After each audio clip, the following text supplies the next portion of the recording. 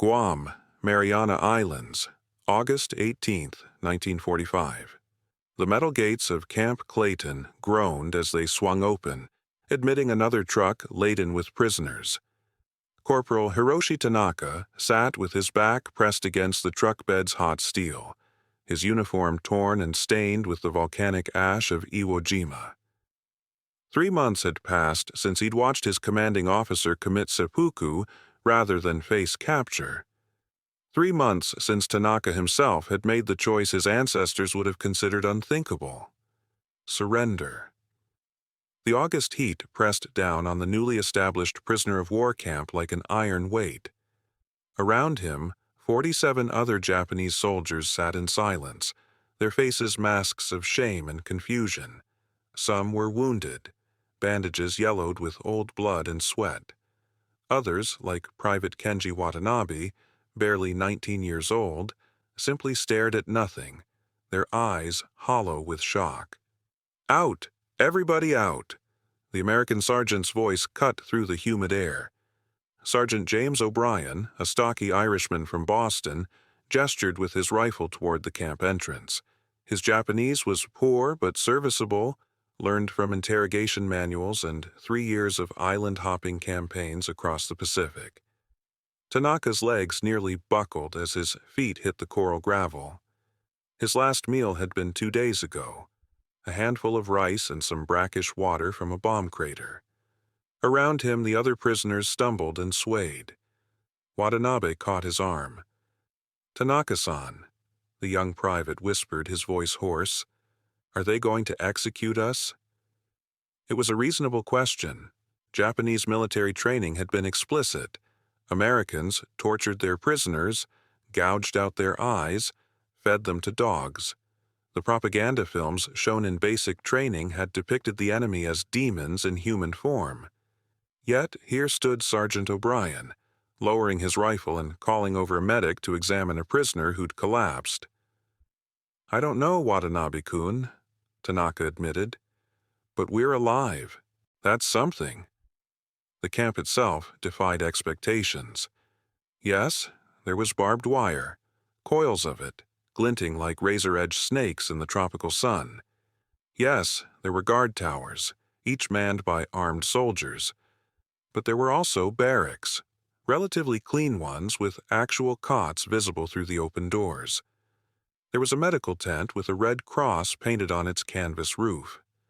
And there was something else, something that made Tanaka's empty stomach clench with confused hunger: the smell of cooking food.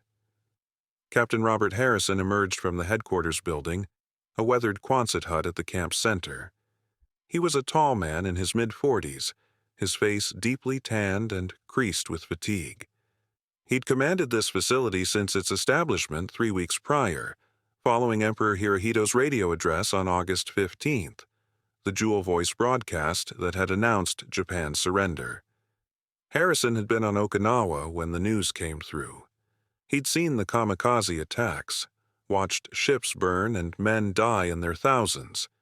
He'd lost his younger brother at Pearl Harbor in '41, and there were moments, dark moments in the small hours of the morning, when he wondered why he was bothering to keep these prisoners alive and comfortable. But orders were orders, and the United States wasn't the empire of Japan. These men would be treated according to the Geneva Conventions, regardless of how their own military had treated Allied prisoners. "Sergeant O'Brien," Harrison called out, "get these men processed. Medical checks first, then delousing, then to the mess tent. They look half-starved." "Yes, sir." O'Brien turned to the assembled prisoners and repeated the instructions in his broken Japanese. Tanaka translated quietly for those who couldn't understand, his own military training surfacing despite everything. He'd been a teacher before the war, English literature at a middle school in Osaka. He'd read Hemingway and Steinbeck in secret, hiding the books from the special police. Now those forbidden American authors might be all that kept him alive, if his language skills proved useful to his captors. The medical examination was cursory but thorough. An Army doctor, too old for combat duty but still serving, checked each prisoner for injuries and diseases. Malaria, dysentery, infected wounds. The doctor had seen it all in the Pacific campaign. He shook his head sadly over Watanabe's condition. "This boy's got dengue fever," he muttered to a corpsman. "Get him on a drip and double rations once he can hold them down." Watanabe didn't understand the English words, but he understood the doctor's gentle hands as he palpated his swollen lymph nodes. His eyes met Tanaka's across the tent, filled with confusion. These were the demons? These men who checked temperatures and bandaged wounds?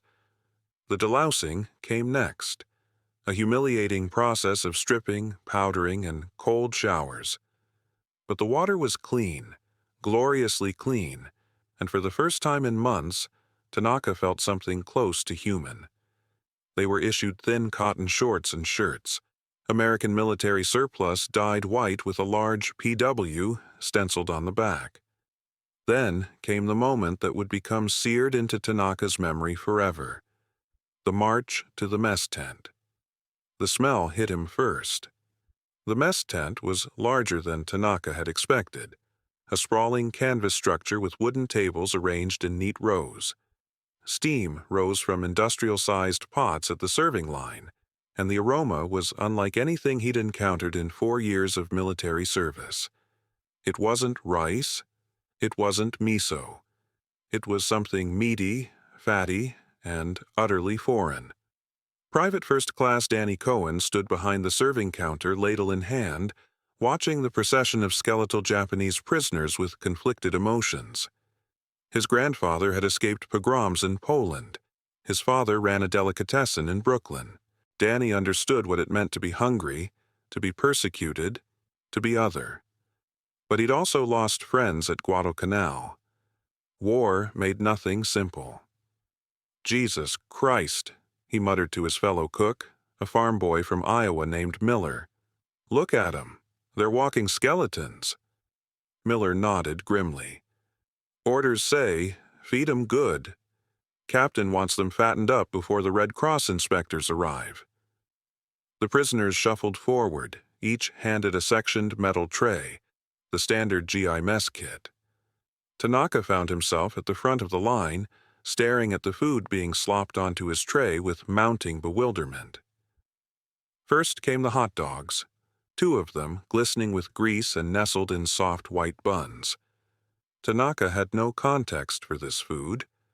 The cylindrical meat products looked vaguely obscene, and the bread was pillowy soft, nothing like the dense rice balls he'd subsisted on.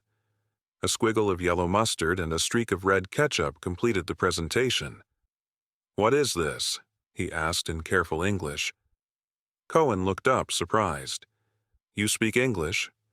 "Some. I was teacher. Before war. It's a hot dog, pal. American classic. Just eat it." Cohen moved to the next item, scooping what looked like baked beans from a steaming pot. Then came something that made Tanaka's confusion complete. A dollop of thick tan paste beside a sleeve of crackers. "And this?" Tanaka pointed. "Peanut butter. Spread it on the crackers. Good protein."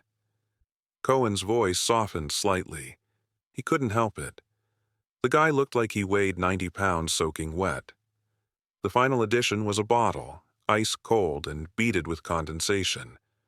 The liquid inside was dark brown, almost black, and through the green glass, Tanaka could see bubbles rising. "Coca-Cola," Miller announced, as if this explained everything. "Drink from the whole world. You'll like it." Tanaka carried his tray to a table where Watanabe and several others had gathered. They stared at their meals with expressions ranging from suspicion to desperate hunger. One older sergeant, Yamada, who'd survived the Bataan Death March before recapture, picked up a hot dog and sniffed it cautiously. "It smells like meat?" His voice was uncertain. "But what kind? Does it matter?" Watanabe's hunger won out. He lifted the hot dog and bit into it, his eyes widening. It's good. Hot, soft. Strange taste, but good." Around the tent, similar scenes unfolded. 47 Japanese prisoners encountered American cuisine for the first time, their faces a study in confusion and cautious pleasure. Some ate ravenously, others more carefully, uncertain if this might be their last meal before execution. Tanaka examined the peanut butter, spreading a small amount on a cracker as Cohen had instructed. The paste was thick, sticky, clinging to the roof of his mouth in an unfamiliar way. The taste was nutty, sweet, salty, all three at once. He couldn't categorize it within his culinary vocabulary. It was protein, that much was clear, but delivered in a form that seemed almost comical. "Tanaka-san," Watanabe whispered, wiping mustard from his chin. "Is this how Americans always eat?" "I don't know. Maybe." Tanaka reached for the Coca-Cola bottle, gripping the cold glass. The cap was still sealed. He looked around and saw other prisoners struggling with the same problem until Sergeant O'Brien walked over with a bottle opener, demonstrating the technique with exaggerated patience. The hiss of released carbonation was like nothing Tanaka had heard before. He lifted the bottle to his lips and drank. The sensation was extraordinary. Cold, sweet, burning with bubbles that seemed to explode against his tongue and throat. He coughed, sputtered, and stared at the bottle with something approaching wonder. "What is this liquid?" he gasped. Across the table, Yamada had tried his own bottle and was experiencing the same revelation. "It's like drinking stars," he said, then laughed, a sound so unexpected that several nearby prisoners turned to stare.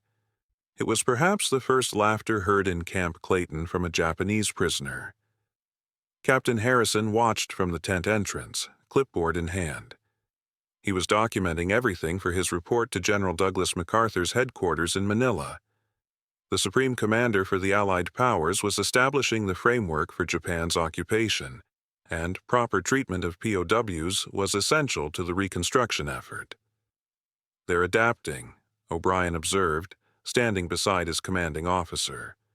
"They're surviving," Harrison corrected. "There's a difference." He made a note on his clipboard. "How many are we expecting from Okinawa?" "Another 200, sir. Transport ships arriving next week." Harrison nodded slowly, watching as Tanaka explained to a younger prisoner how to open his Coca-Cola. "Make sure we have enough supplies. And O'Brien?"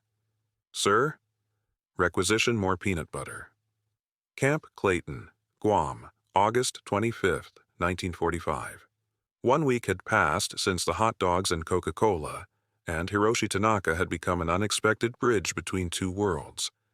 Captain Harrison had recognized his value quickly. A prisoner who spoke English was worth his weight in gold for intelligence gathering and camp administration.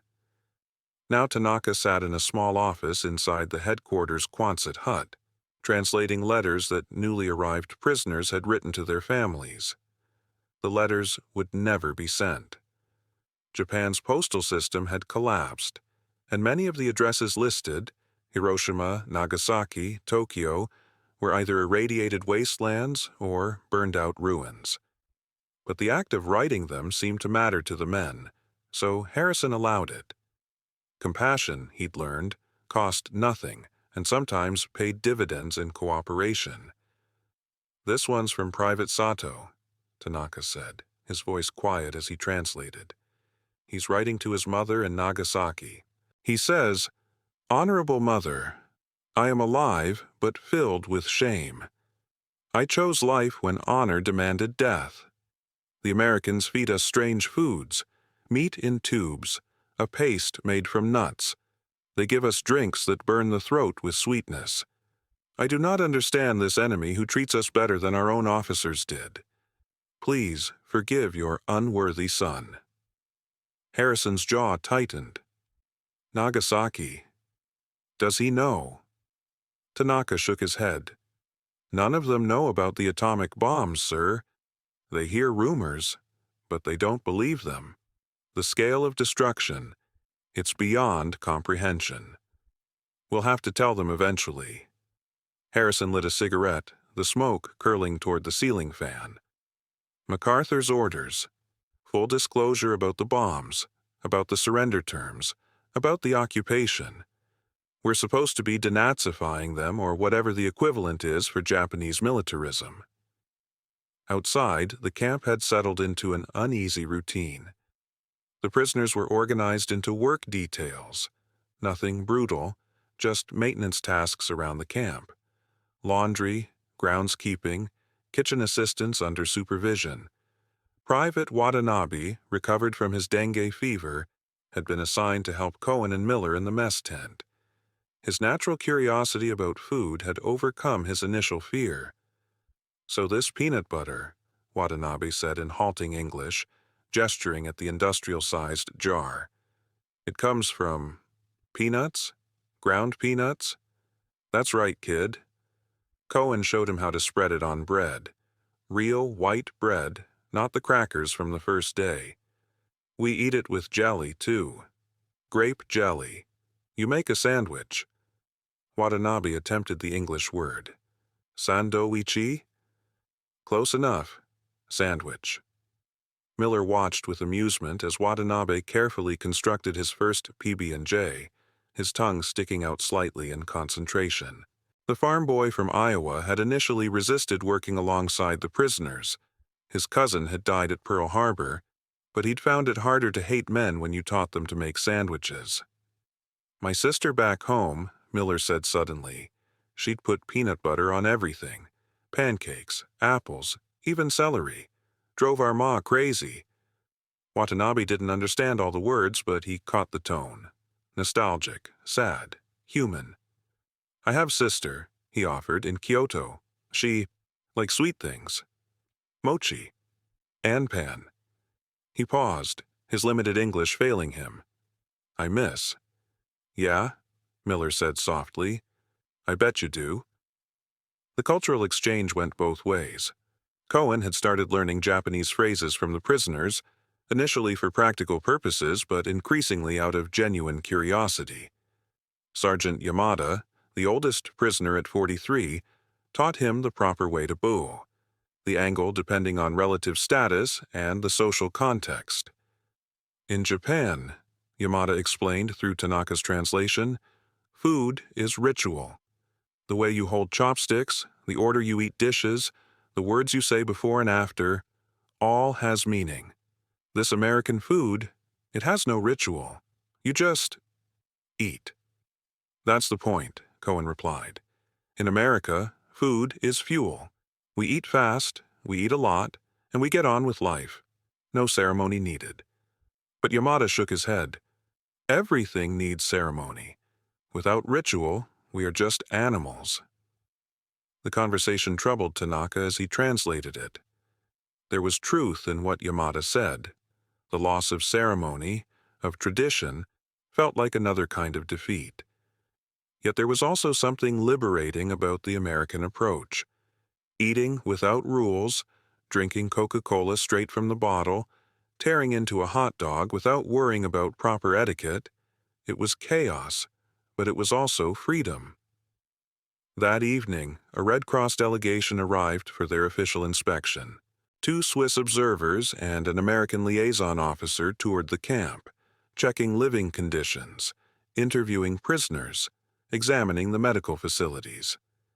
Captain Harrison had prepared meticulously for this visit. Camp Clayton would be a model facility, proof that America fought wars with honor. One of the Swiss observers, a Dr. Klaus Weber, specialized in prisoner psychology. He'd inspected camps across Europe and the Pacific. What he saw at Clayton surprised him. Prisoners who weren't merely surviving, but seemed to be experiencing a kind of cognitive dissonance that bordered on therapeutic. "The culture shock," Weber said to Harrison during their debriefing, "it's actually helping them process the trauma. They expected torture and death. Instead, they get hot dogs and Coca-Cola. The absurdity of it breaks down their indoctrination faster than any interrogation could." Harrison hadn't thought of it that way, but it made sense. He'd watched prisoners' faces change over the past week, the initial terror giving way to confusion, then cautious acceptance, and finally something that might almost be called hope. "What happens to them after we ship them home?" he asked Weber. The Swiss doctor's expression darkened. "That depends on Japan. The military class, the ultranationalists, they won't disappear overnight. These men will return to a country that sees them as cowards. Some won't survive the shame." That night, Tanaka lay on his cot, staring at the tent ceiling. Around him, 47 men breathed in the darkness, each processing their own private war with honor and survival. In his pocket, he carried something Sergeant Cohen had given him, a small jar of peanut butter smuggled out of the mess tent. "Take it," Cohen had said, "for when you get hungry at night." Such a small gesture, such enormous implications. The enemy had fed him, clothed him, and now gave him contraband comfort food. Tanaka unscrewed the jar lid and inhaled the nutty aroma. In the darkness, he spread some on his finger and tasted it. This strange American paste that somehow symbolized everything he couldn't understand about his captors. Mercy, abundance, casual kindness. These were not supposed to be the weapons of war, yet they were destroying his certainty more effectively than any bomb. Camp Clayton, Guam, September 5, 1945. The day after the formal surrender ceremony aboard the USS Missouri in Tokyo Bay, Captain Harrison gathered the prisoners in the camp's central yard. A newsreel projector had been set up, powered by a portable generator that coughed and sputtered in the tropical heat. Tanaka stood beside Harrison, knowing what was coming and dreading it. General Douglas MacArthur had issued explicit orders. All Japanese prisoners of war were to be shown footage of Hiroshima and Nagasaki, were to be informed of the complete terms of surrender, and were to understand that their emperor himself had commanded them to lay down arms. The psychological warfare specialists believed this would accelerate the re-education process. Harrison wasn't so sure. He'd seen what truth could do to a man. The projector flickered to life, casting gray images onto a white sheet hung between two posts. At first, the prisoners watched with dull curiosity. More footage of American military might, they assumed. Ships, planes, the usual propaganda. Then came the mushroom cloud. Tanaka heard the sharp intake of breath from the assembled men. On screen, the cloud rose above Hiroshima, a pillar of destruction reaching toward the heavens. The narrator's voice was clinical, detached. On August 6, 1945, the B-29 bomber Enola Gay dropped an atomic bomb on the city of Hiroshima. The blast was equivalent to 15,000 tons of TNT. The city was effectively destroyed. Casualties are estimated at 80,000 dead, with tens of thousands more dying from radiation sickness. "Shuda," someone whispered behind Tanaka. Lies. But then came the footage from the ground. American reconnaissance planes had photographed the devastation. Where a city had stood, there was nothing but flattened wasteland and skeletal building frames. Bodies in the streets. Survivors with skin hanging from their arms. The shadow of a human being burned permanently into stone steps. Watanabe began to weep. His family lived in Hiroshima. 3 days later, the narrator continued, a second atomic bomb was dropped on Nagasaki. Private Sato, who had written the letter to his mother, made a sound like a wounded animal. He stood abruptly, swaying, and Sergeant Yamada had to steady him. Tanaka saw the moment something broke inside Sato's eyes. The last hope that his mother might have survived, extinguished like a candle. The film continued, showing Emperor Hirohito's surrender broadcast, footage of Japanese soldiers laying down their weapons across the Pacific, the delegation aboard the Missouri signing the surrender documents, Foreign Minister Mamoru Shigemitsu walking with a cane from an old assassination attempt, limping up to sign Japan's unconditional surrender beneath the watchful eyes of MacArthur and Admiral Chester Nimitz. When the projector finally shut off, the silence in the yard was absolute. Even the insects seemed to have stopped their buzzing. Harrison waited, letting the men process what they'd seen. Some wept openly. Others sat rigid, faces blank with shock. A few looked angry, as if the truth itself were an insult.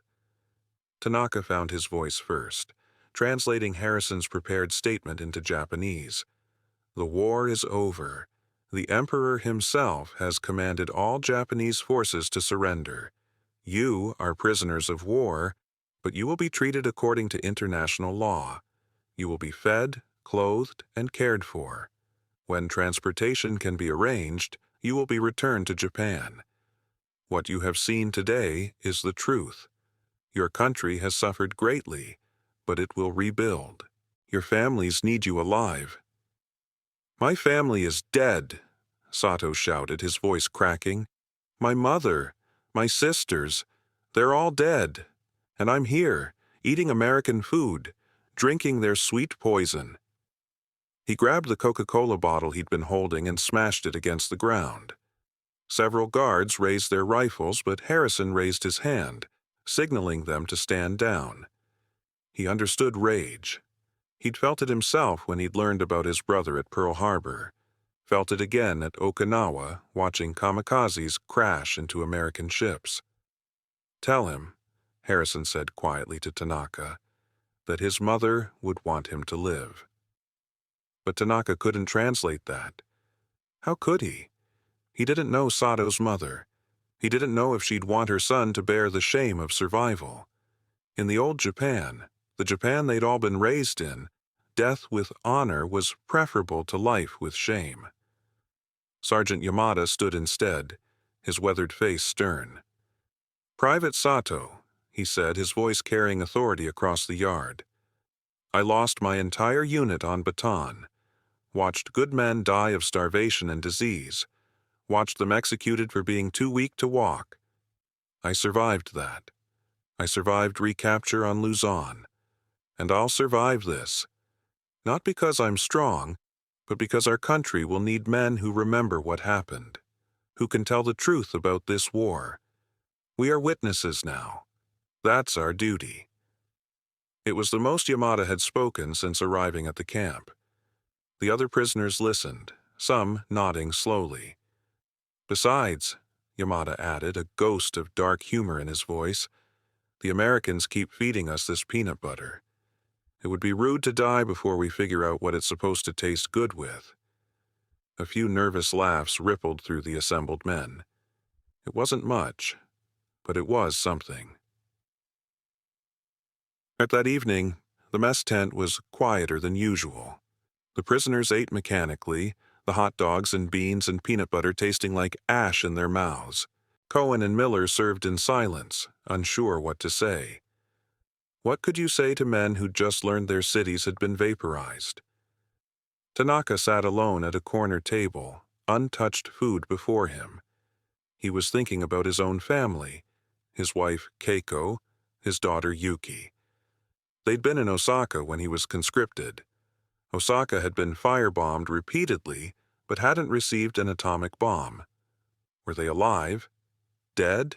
Starving? Captain Harrison approached, carrying 2 cups of coffee. He sat across from Tanaka without asking permission. Rough day, Harrison said. Yes, sir. You did well. The translation, keeping things calm. Tanaka said nothing. What was there to say? Harrison sipped his coffee, choosing his words carefully. I know you probably hate us. The bombs, the war, all of it. You've got every right. I don't hate you, Captain. Tanaka looked up, his eyes tired but clear. That's the problem. I should hate you. It would be easier.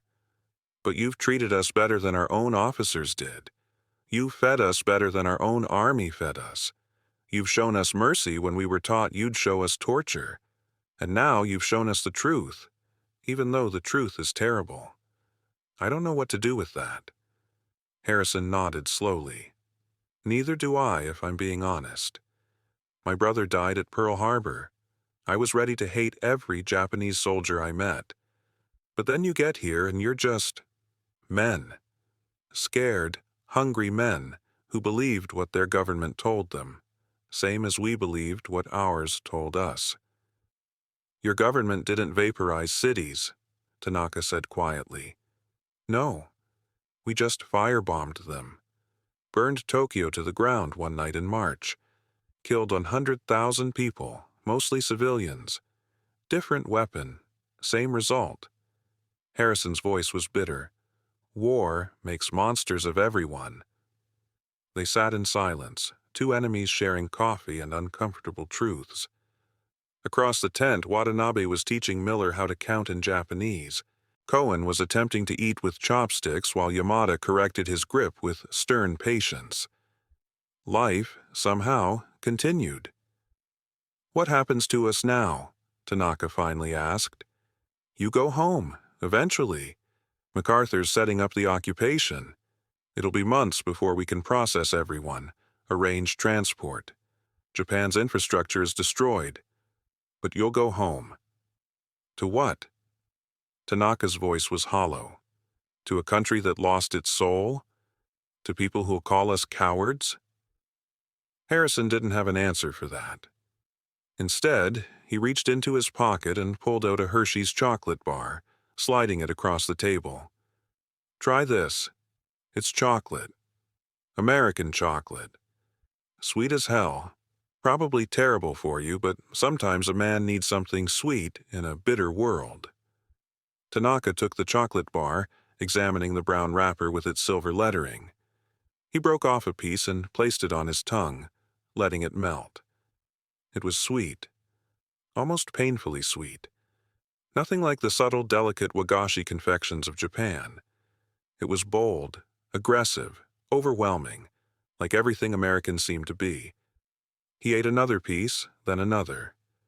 Thank you, Captain. Camp Clayton, Guam, December 15th, 1945. 4 months had transformed Camp Clayton from a temporary holding facility into something stranger. A liminal space between war and peace, between hatred and understanding, between two worlds that had tried to destroy each other. The first winter rains had begun, drumming against the canvas tents in a rhythm that reminded Tanaka of Osaka monsoons. The repatriation lists had finally arrived. Captain Harrison stood in his office, reading through the names with Tanaka at his side. Transportation ships were being organized. The prisoners would travel home in batches, starting with the wounded and sick, then by seniority. The process would take months. Japan's ports were damaged, its infrastructure shattered. The occupation forces under MacArthur were still establishing order. Watanabe's on the first transport, Harrison said.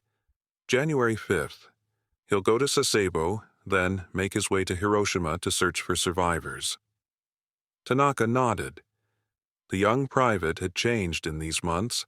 The hollow-eyed boy who'd feared execution had become something harder, more resilient. He'd learned enough English to joke with Cohen and Miller. He'd gained 20 pounds eating American food. But his eyes still carried the weight of a destroyed city. And Sato... Harrison's expression darkened. Sato won't be going home. Tanaka felt his chest tighten. Sir? He hanged himself last night, used his belt. The guards found him an hour ago. The words hit like a physical blow. Tanaka had known Sato was struggling. They all were. But he'd thought the worst had passed. He'd thought survival meant healing. His mother, Tanaka said quietly. Nagasaki. He never stopped hoping she'd survived. I know. Harrison pulled out a bottle of whiskey from his desk drawer, poured 2 glasses. It was against regulations, but regulations felt meaningless at the moment. There'll be more like him. The shame culture, the loss, the trauma. Some men won't survive it, even after surviving the war. They drank in silence. Outside, the camp continued its daily routine. Men worked in the kitchen, tended the grounds, played cards in their barracks. Life, relentlessly, persisted. January 4th, 1945, eve of departure. The mess tent had been transformed for a farewell dinner. It was Sergeant O'Brien's idea, a send-off for the first group of repatriating prisoners. Cohen and Miller had outdone themselves, preparing both American and Japanese dishes.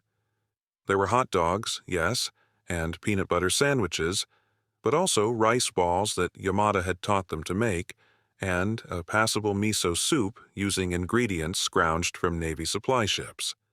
Watanabe sat between two worlds, literally, Cohen on his left, Tanaka on his right. In 4 months, the terrified teenager had become a bridge, much like Tanaka himself. He'd learned that enemies could become friends, that surrender wasn't death, that the world was more complex than propaganda had taught him. "You take this," Cohen said, pressing a full jar of peanut butter into Watanabe's hands, "for the journey. And when you get home, you remember, not all Americans are demons." "And you remember," Watanabe replied in careful English, "not all Japanese are fanatics." Miller produced a crate of Coca-Cola bottles. "Couldn't let you leave without one last round of this stuff." The prisoners gathered. 37 men now, after Sato's death, raised their bottles in an awkward toast. Some had tears in their eyes. Others looked uncertain, afraid of what awaited them in Japan. But for this moment, in this tent, they were simply men sharing a meal. Sergeant Yamada stood, his weathered face solemn. "I want to say something," he began, then switched to English for the benefit of the Americans present. His accent was thick, but understandable. 4 months ago, we come here expecting death. We find life. We expecting torture. We find hot dogs. A few nervous laughs. We expecting demons. We find men. This confuse us. This break something in our heads. The propaganda, the training, the hate, all broken by peanut butter and Coca-Cola." He paused, collecting his thoughts. "I am old soldier. I fight in Manchuria, Philippines here. I see terrible things. I do terrible things. War make monsters. But after war, we have choice. Stay monster or become human again. These Americans, Captain Harrison, Sergeant O'Brien, Cohen, Miller, they show us how to be human again. We not forget this." Harrison, standing at the back of the tent, felt an unexpected tightness in his throat. He'd lost so many friends to Japanese bullets, had cursed their name 1,000 times. But looking at these men now, broken, rebuilding, human, he couldn't sustain the hate. Yamada was right. They all had a choice. The evening continued with an impromptu cultural exchange. Watanabe taught the Americans a simple folk song from his village. Miller played harmonica, badly, but enthusiastically. Someone produced a deck of cards, and guards and prisoners played poker together, using peanuts as chips since actual gambling was prohibited. Tanaka watched it all with the eyes of a chronicler. He'd started keeping a journal, writing everything down. Someday, he thought, people would need to know about this place. Not just the big history, the bombs, the surrender, the occupation, but this small history, the history of men learning to see each other as human again. January 5th, 1946, dawn. The transport ship sat in Opera Harbor, a converted Liberty ship that would carry its human cargo across 2,000 miles of Pacific Ocean. Watanabe stood at the dock with his small bundle of possessions. The clothes on his back, a jar of peanut butter, 2 Hershey bars, and a letter of safe conduct signed by Captain Harrison.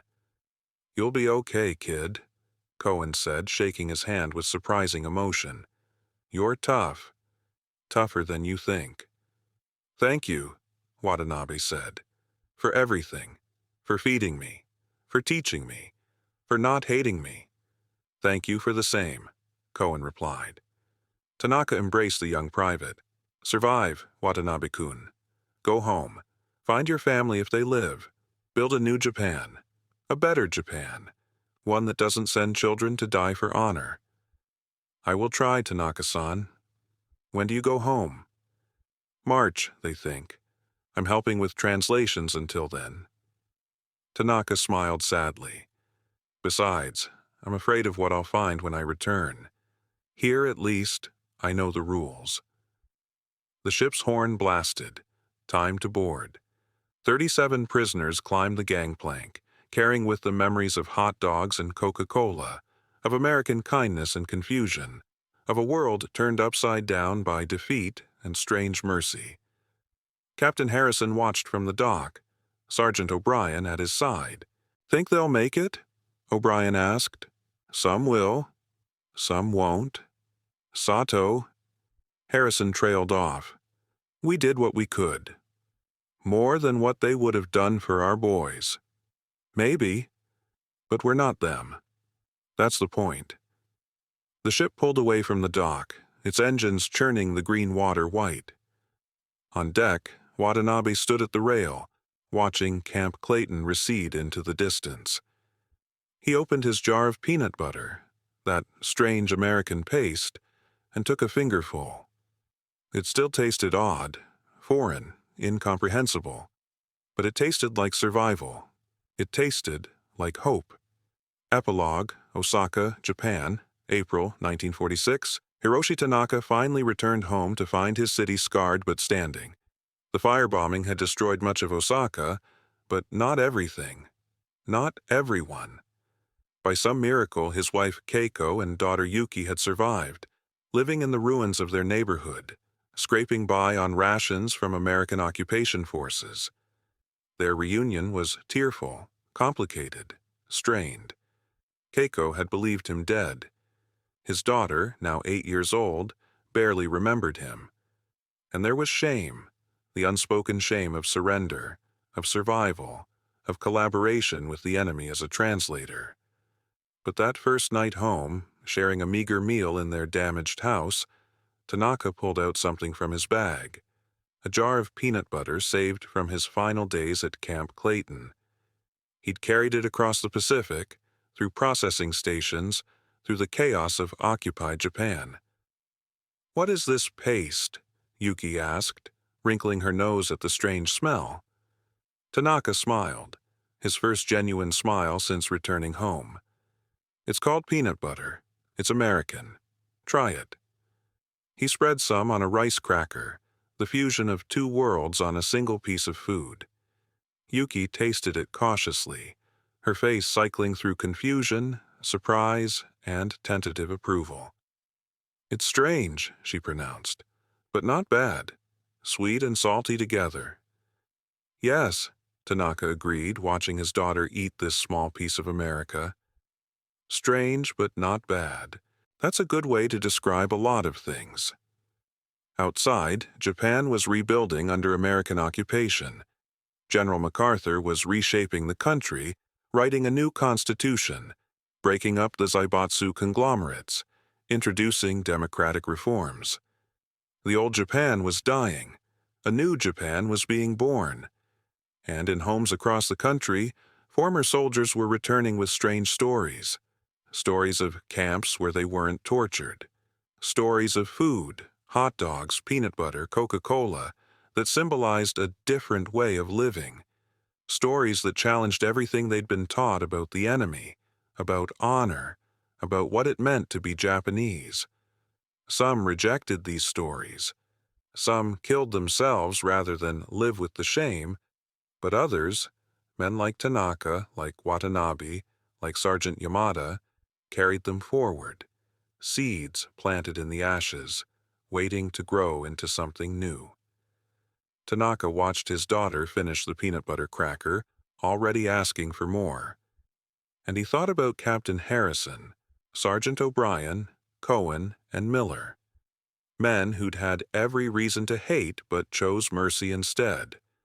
Who'd fed their enemies, clothed them, treated them like human beings when it would have been easier not to.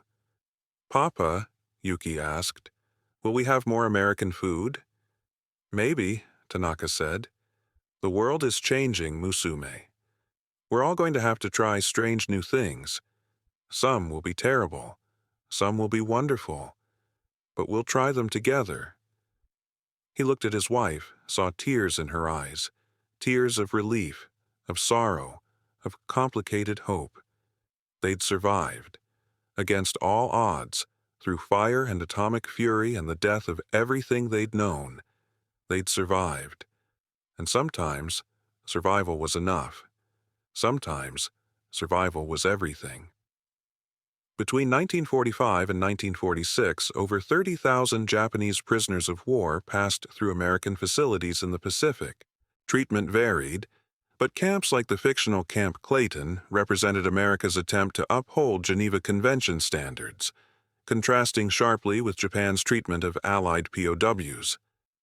The cultural shock experienced by Japanese prisoners, many tasting American foods like hot dogs, peanut butter, and Coca-Cola for the first time, became part of the complex psychological transition from militaristic nationalism to democratic reconstruction.